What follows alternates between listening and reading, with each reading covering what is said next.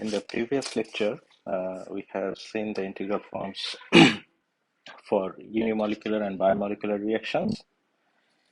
So the unimolecular reaction was A2 products, and the bimolecular reaction was A plus B2 products. And we have seen elementary reactions in both cases. So the order was identical to the stoichiometry. And in both cases, we have used concentration or conversion terms to relate the time in the reaction progression. There is another reaction progression variable, the extent of the reaction, but we have not used the extent of reaction in any of the derivations. So that doesn't mean that the extent cannot be used to express reaction rate. That can be done. For example, the extent of reaction, if we remember the definition, is Na naught minus Na by stoichiometry, coefficient of A. And it's an extensive property. So it actually changes with the volume of the reactive system. So in that case, the rate of change of extent will give us an indication of the rate of the reaction. So usually the rate can be written like this. Since the extent of the reaction is an extensive variable and it depends on the volume of the reaction system, so if we divide it with the volume, the rate of change will give us the reaction rate. This can be expressed as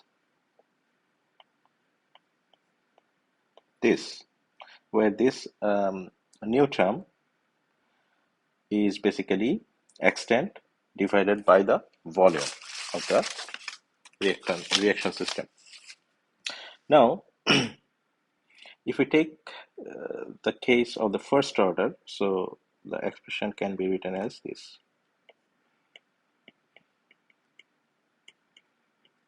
And our CA is nothing but this. Okay, how do we get there? So we can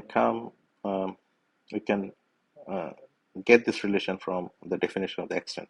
Let's have a look. So our NA is NA naught plus this. If we divide the equation by volume on both sides, so this becomes Na by V equals Na naught by V plus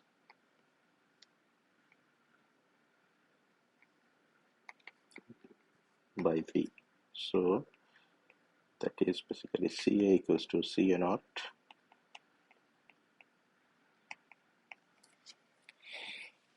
now. If we separate the variables and do the integration, this will become, you can do it by yourselves, I'm going to show the steps.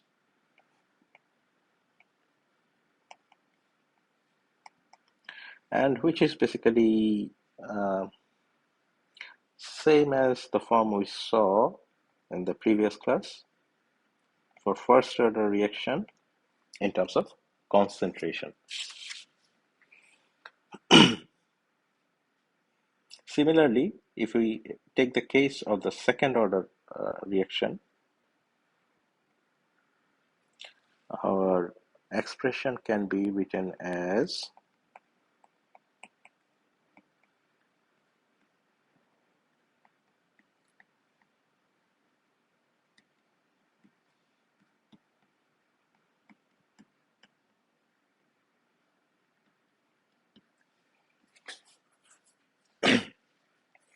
And now we again separate the variables and do the integration to get the integral form of the equation. So here, the first term is CA and the second term is CB. And unlike uh, unlike the concentration terms, this one um, has more variables or more parameters in it. So when you do the integration becomes more complicated, um, and usually there are chances that you'll end up with some mathematical errors if you do not look into the process, the mathematical process with more attention. Um, this is the case for the second order irreversible reaction. When we'll be dealing with second order reversible reactions, then it will become much more complicated. So um, I just want to say extent can be used for deriving the integral forms, but we are not going to look into the use of extent in the following discussions. However, if you are interested, please have a look at chapter 3 of Hill Jr.'s book. All the derivations in that book were done using the extent of reaction. We'll stick to either the concentration or the conversion for our discussion during this class.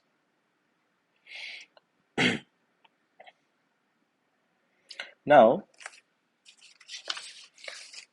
I have mentioned quite a few times that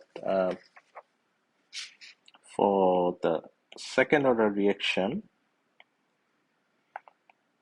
this was the condition.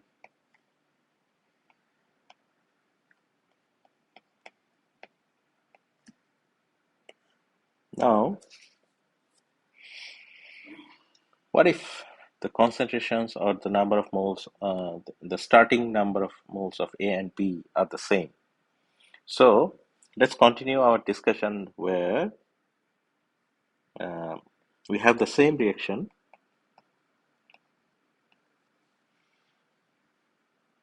and here Na naught equals Nb naught, hence Ca naught equals to Cb naught. Also, this is an elementary reaction, so we are considering elementary reaction here. So in that case,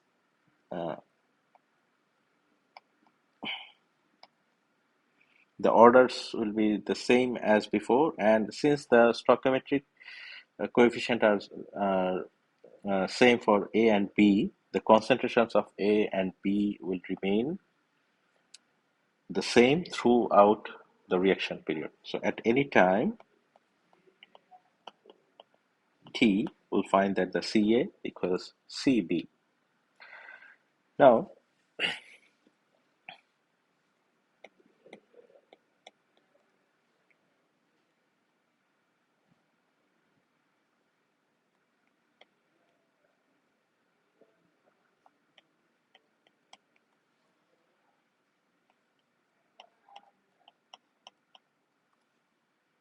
here we have an advantage since Ca will be equal to Cb all the time. We can replace our Cb with Ca. So the expression becomes like this. And this one is much easier to integrate. So this becomes, so when we do the integration with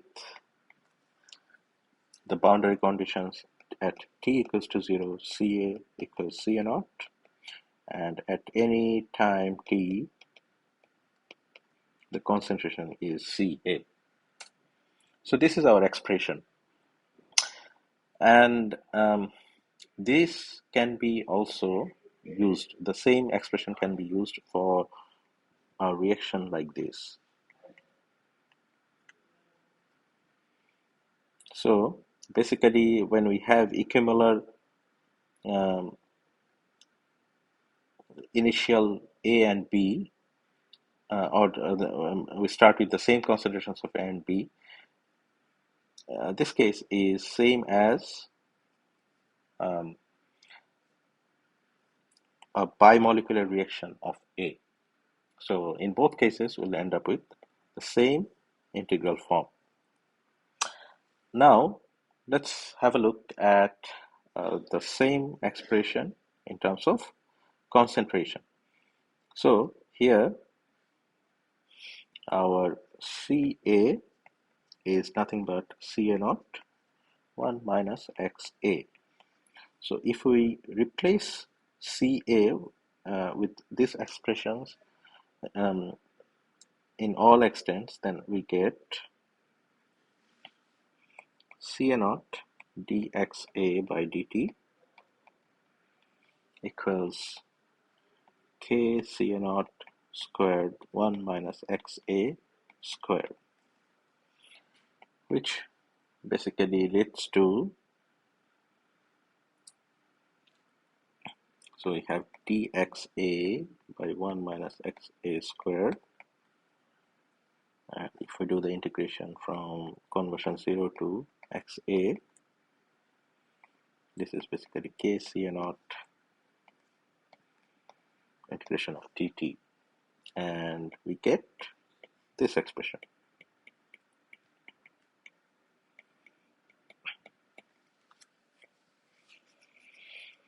So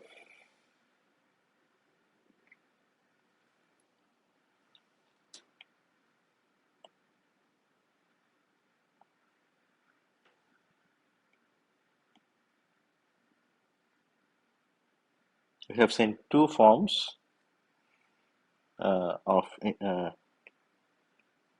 of integral expression. One is this, and the other is,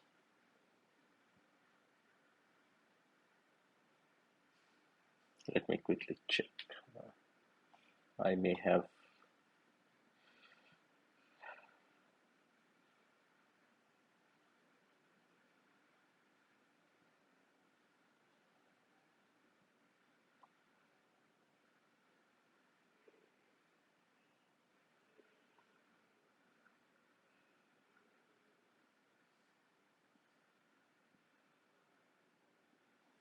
so probably, let me quickly have a look.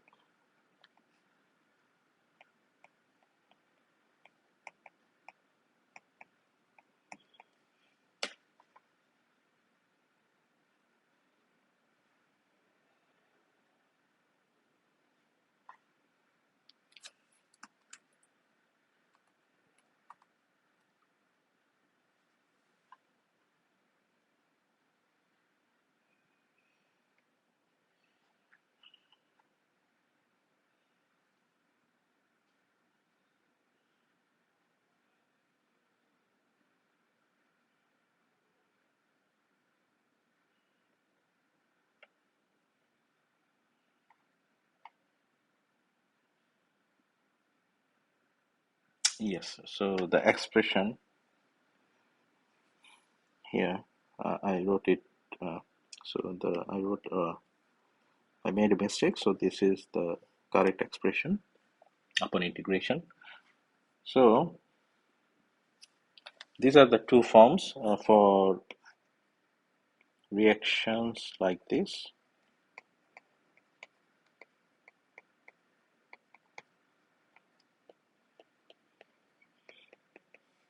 For the first reaction, Na naught equals Nb naught. So if we plot either of the expressions, we'll get a straight line, and we'll be able to, for the first one, the intercept will be equal to 1 by C naught, and the slope will be K as shown here. And for the second expression, the straight line will pass through the origin and the slope will be C naught K.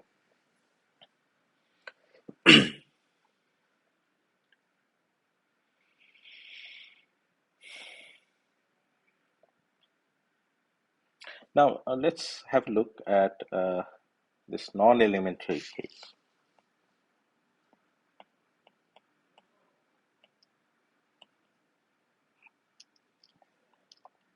Here the reaction is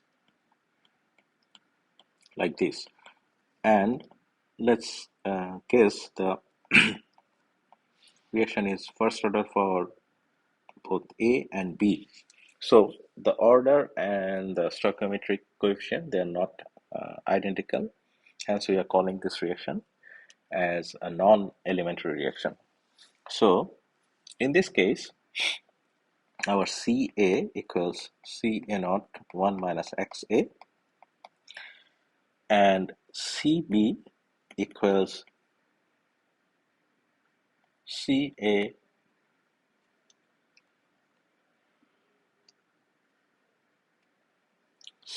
naught times Mb minus 2Xa, since the stoichiometric coefficient of B is minus 2, where Mb is the ratio of the initial concentrations. So now our rate expression becomes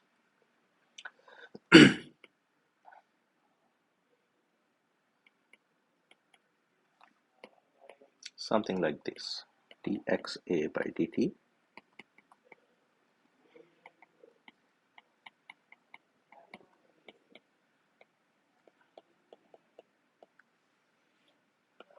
and in this case, if we separate the variables and do the integration, the final integral form is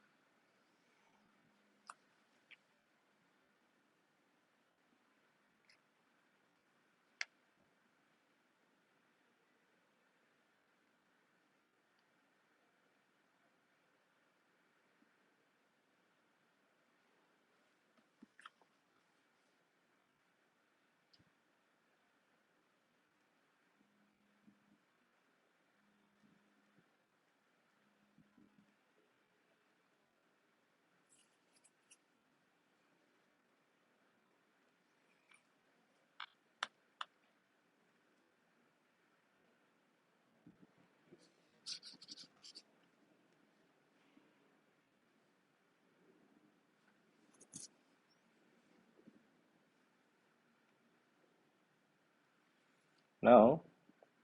So there are many cases where we can have like we can come up with many cases.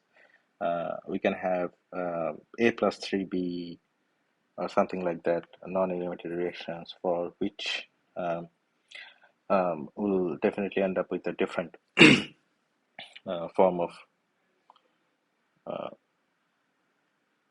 different integral form.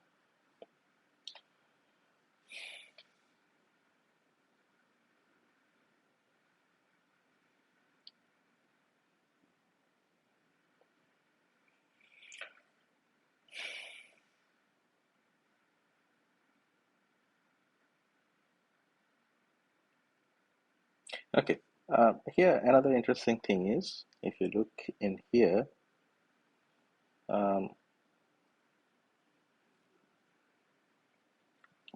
what will be the case when MB equals to 2? So the equation above is no longer, it's not valid when we have MB equals to 2. And in that case, we'll have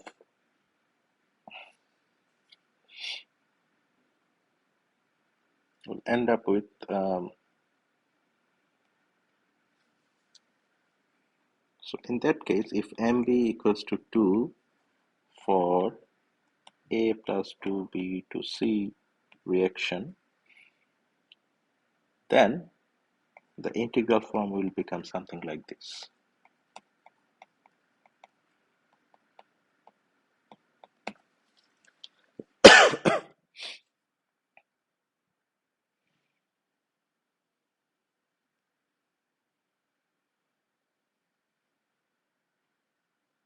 Now, let me give you a few more reactions for which you can try and figure out or derive the integral form by yourselves.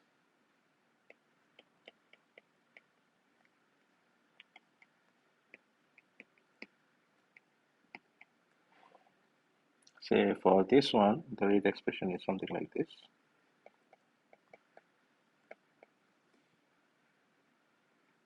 Now for this one, we are still looking into elementary. And the last one, let's say, is a non-elementary reaction. Or in this case, you can try with both these expressions and see how, so you can try in terms of both concentration and conversion, and try to figure out the forms of expression you are getting with the integral form.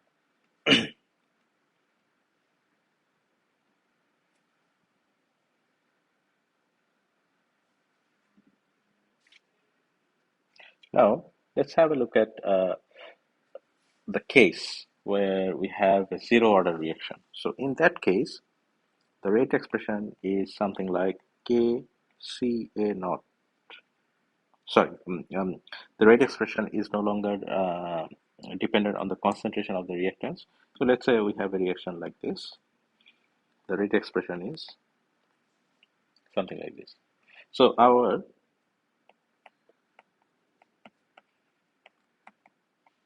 differential form becomes this, and when we do the integration, the expression is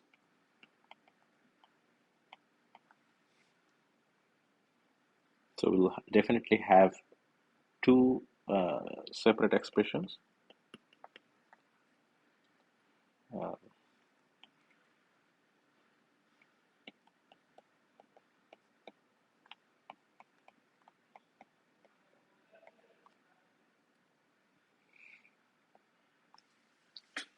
and now, if we look at the integral, the graphical form of these expressions,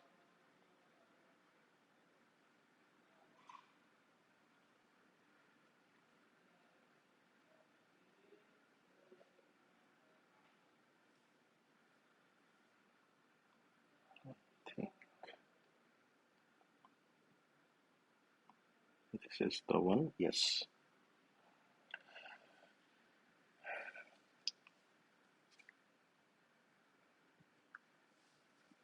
So here, if we plot the equation, on the x-axis we have the time, and y-axis we have Ca. So initially at time 0, the concentration was Ca naught, and up to the point times equals to Ca naught by K. It's a straight line with a slope of negative K, and then it follows the horizontal axis. So this is how we can, if our experimental data matches this this form of an integral straight line, then we can say the expression is a zero order. So it's a zero order reaction. Okay. Now we'll look into another integral method, which is called method of half-lives.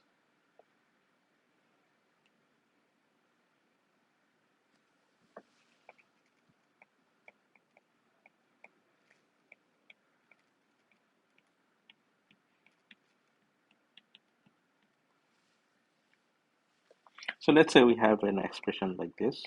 We have a reaction like this.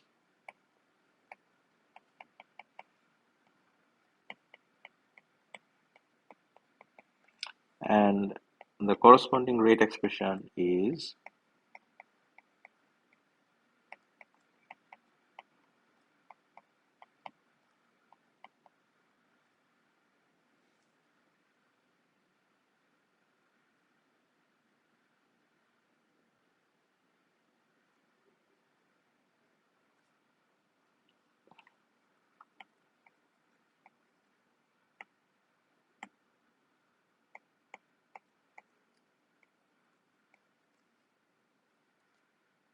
something like this.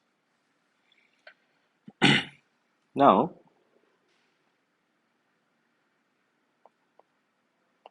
if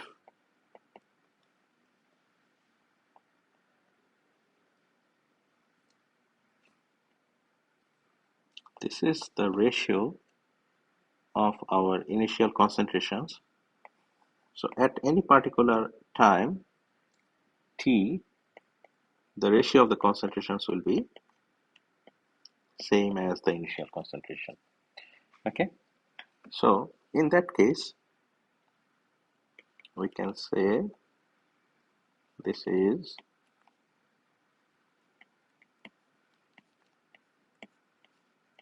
something like this. And if we have more reactants participating in the reaction, say C, D, or more, in that case, we can write it something like this.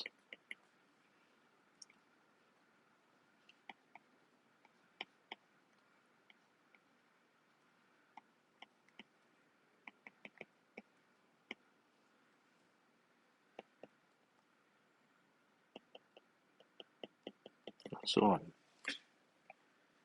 Now, if we look into the terms within the square bracket, we can see that all these terms are constant for this particular reaction system. So all of them together can be written as this, which is a constant, and we have Ca to the powered n, where n equals a plus b plus c, and so on.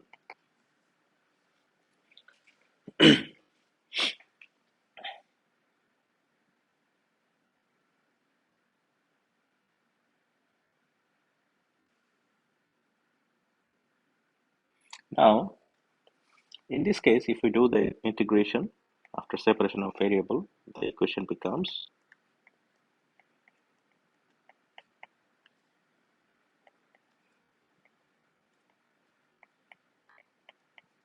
again, we have to remember this equation is valid when n is not equal to 1. Okay, now this is the equation. When we have a half-life of a particular reactant, say at half-life, when we reach the half-life, the Ca will be Ca naught by 2. So by putting this expression in the previous equation, we get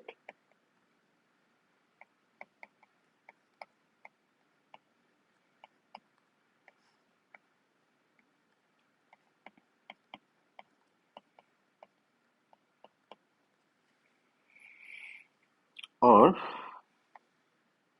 from here, if we take logarithm on both sides, this becomes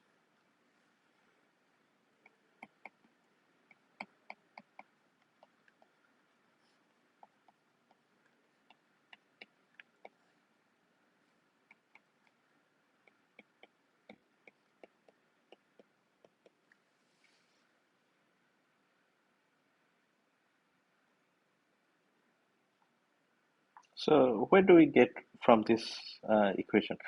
So basically, we need to conduct a series of reactions if we want to use this equation. So for every experiment, the initial concentration of A should be different. So we start with different concentrations of Ca, and we continue the reaction until we reach the half-life of A. And when we plot Ca versus T half, then we'll get a straight line from which we can find the order of the reaction from the slope. So let's have a look at the graphical form.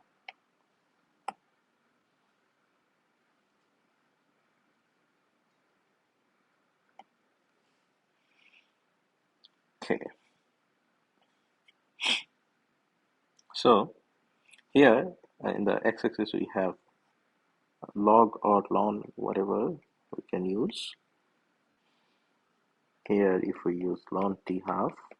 So for reactions with order greater than 1, we'll have this straight line with a slope of 1 minus n, and if we have a reaction with order greater than 1, then the slope will be negative because 1 minus n will be negative. And for first order reaction, we'll get a straight line which will be parallel to the horizontal axis. How do we get there? For n equals to n, n equals to 1, we have this. At T half, this becomes C naught by 2. So T half is nothing but ln 2 by k, or 0.693 by k. You are probably familiar with this expression. So in that case, T half is constant irrespective of the initial concentration of A. That's why when the order is 1, we get a straight line which is horizontal or parallel to the x-axis.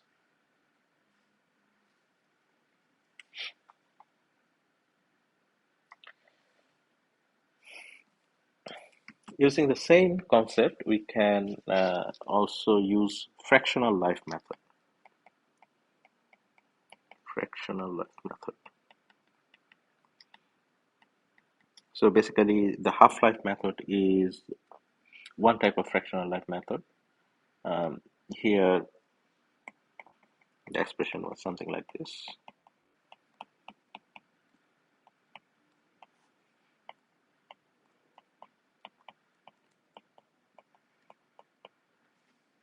And for the fractional life method, Tf, where F is the fraction converted,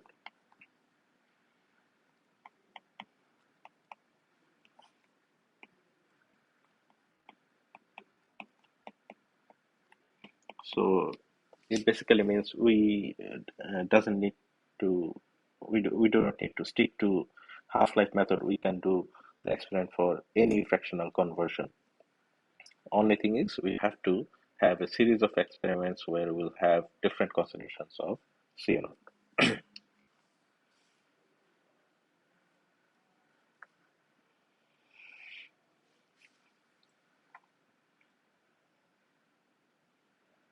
So let's conclude this class here, and we'll look into a few examples in the next class where we'll be using the expressions we saw in this class. So we'll be solving some problems and we'll get familiar with the use of these equations.